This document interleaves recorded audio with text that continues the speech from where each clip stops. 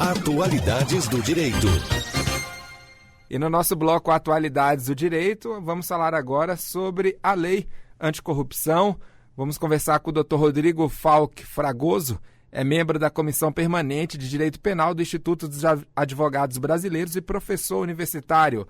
Dr. Rodrigo, seja bem-vindo à Rádio Justiça. Bom dia. Bom dia, Pedro. É um prazer conversar com você novamente, participar do seu programa. A alegria é toda nossa. Doutor Rodrigo, a Lei Anticorrupção, que foi uma lei publicada em agosto do ano passado, neste ano ela já tem vigência.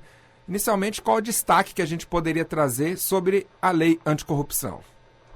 Bom, eu creio que os pontos mais importantes da Lei Anticorrupção são a responsabilização objetiva de natureza civil e administrativa das pessoas jurídicas por atos de corrupção, a previsão de acordos de leniência no âmbito administrativo para o efeito de beneficiar a empresa e possibilitar a descoberta de indícios de autoria e da materialização de crimes.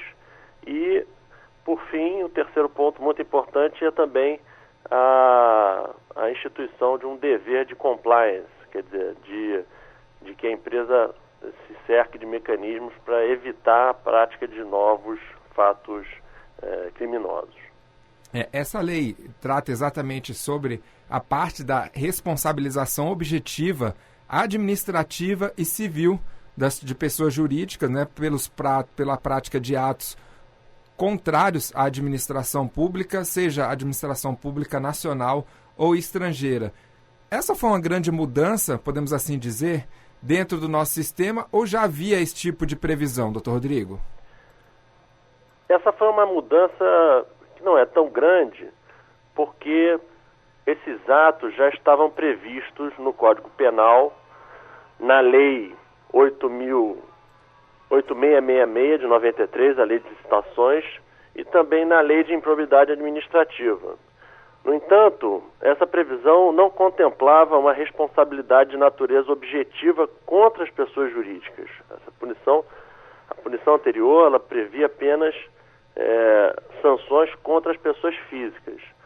E o objetivo da lei é justamente bloquear o fluxo financeiro, que geralmente parte das empresas interessadas nos atos que os agentes públicos podem praticar em seu benefício. E nesse caso, é lógico que tendo também a possibilidade de responsabilização da pessoa jurídica, aqueles que estão envolvidos também podem ser responsabilizados, ou seja, os agentes que estão por trás da pessoa jurídica. Sem dúvida nenhuma, mas uma importante disposição da lei é a de que a pessoa jurídica será responsabilizada independentemente da responsabilização individual das pessoas naturais.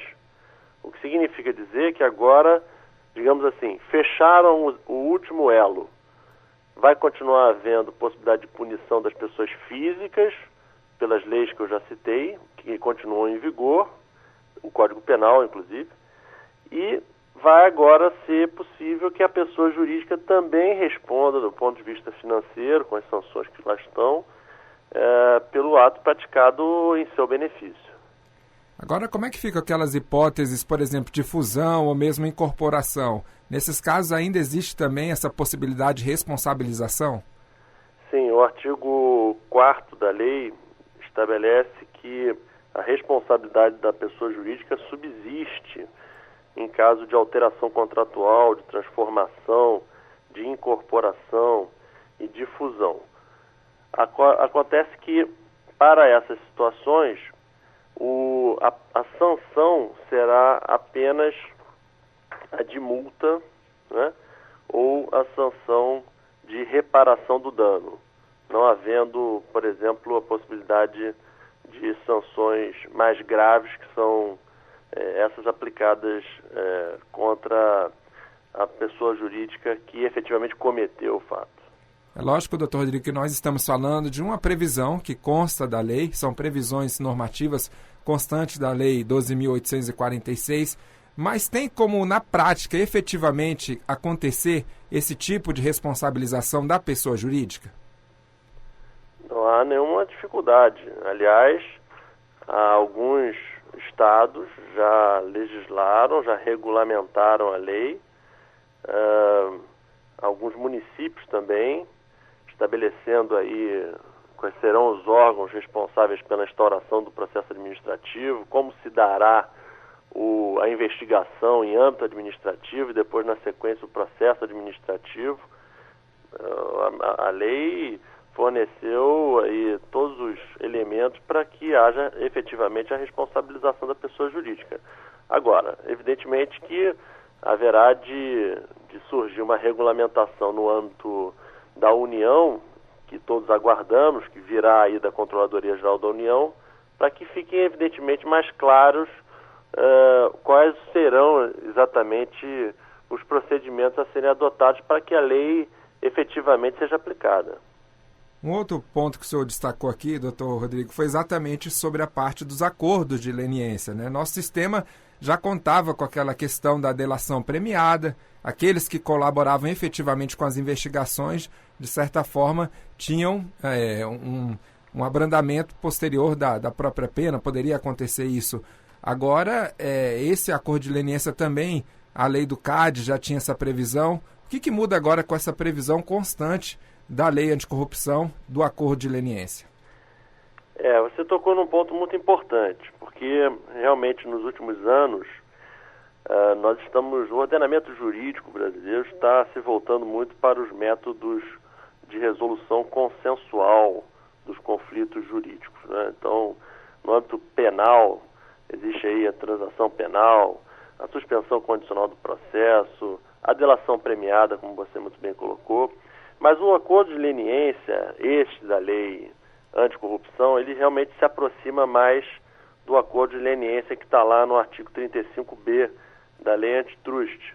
Por quê? Porque ele pressupõe que a empresa confesse a participação no delito, né? Isso é um tema que efetivamente precisa ser muito bem analisado, sobretudo à luz da garantia constitucional ou convencional, digamos assim, do Pacto de São José da Costa Rica, sobre o direito de não produzir prova contra si mesmo. Mas o acordo pode, muitas vezes, ser benéfico para a empresa. Então, isso haverá de ser muito bem avaliado aí para que as empresas decidam por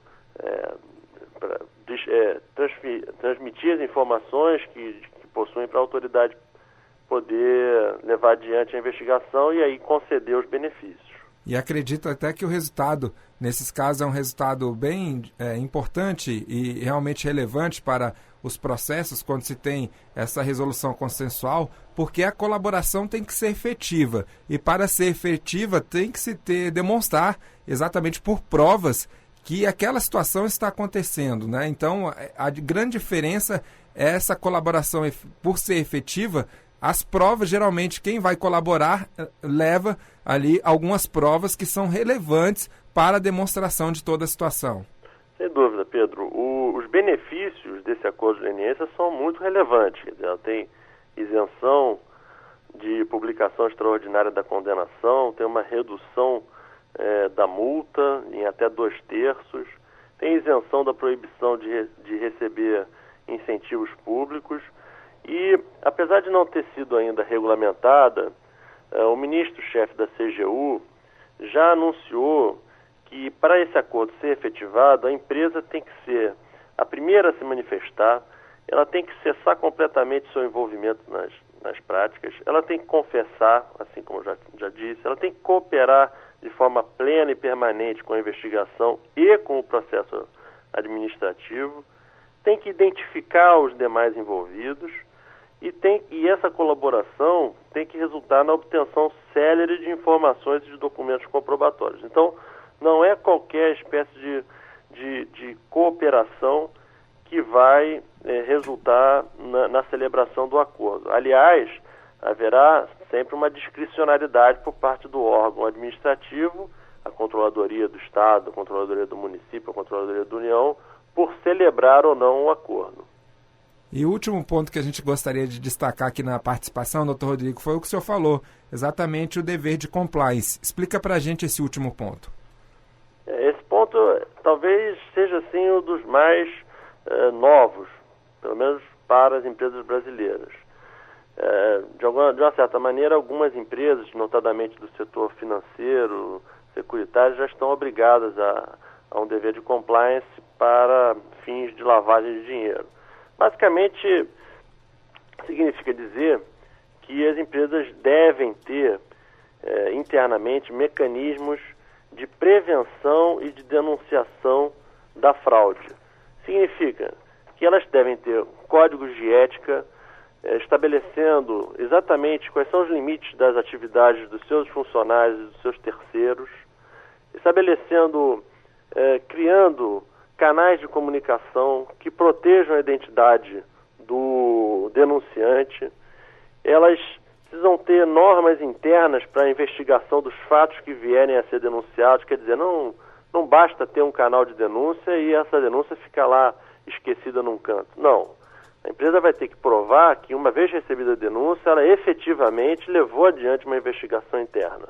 Então, esses são mecanismos até de uma certa forma de transferência de responsabilidades investigatórias do Estado para o particular, do Estado para as empresas privadas.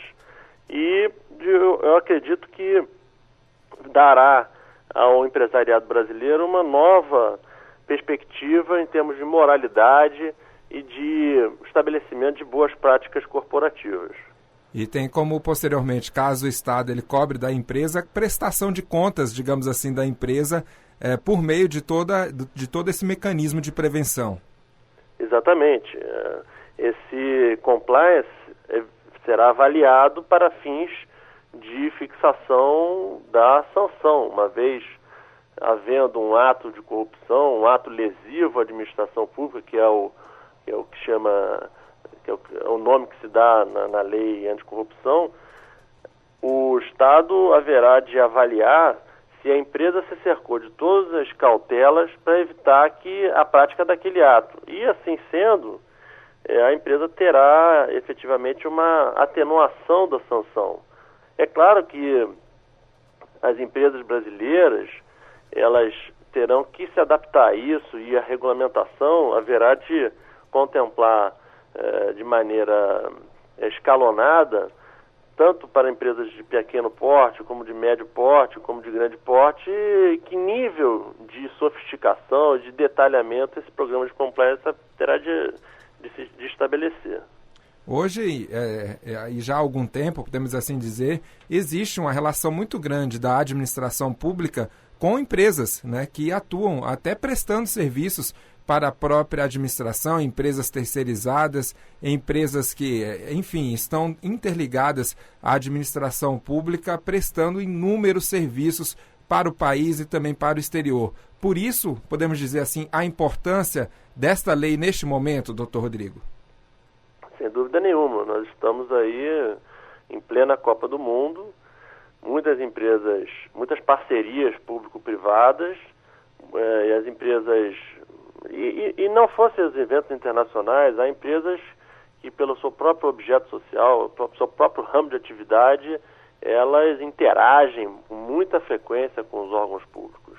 Então é preciso disciplinar muito criteriosamente todo esse relacionamento entre o agente público e o empresário, e o intermediário do empresário.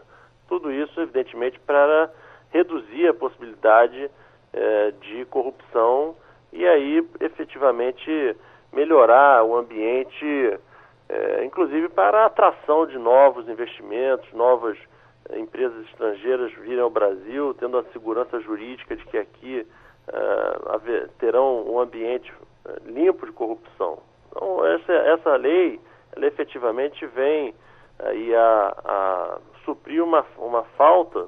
Por exemplo, nos Estados Unidos você tem uma lei anticorrupção desde 1977, né? Então nós estamos aí, de um certo modo, correndo atrás do prejuízo. E é bom que tenha vindo agora, num ambiente aí pós-manifestações públicas, que evidentemente impulsionou a sua edição. É claro que a lei precisará ser amadurecida, né? Mas ela é efetivamente um passo muito bom, muito largo aí no combate à corrupção.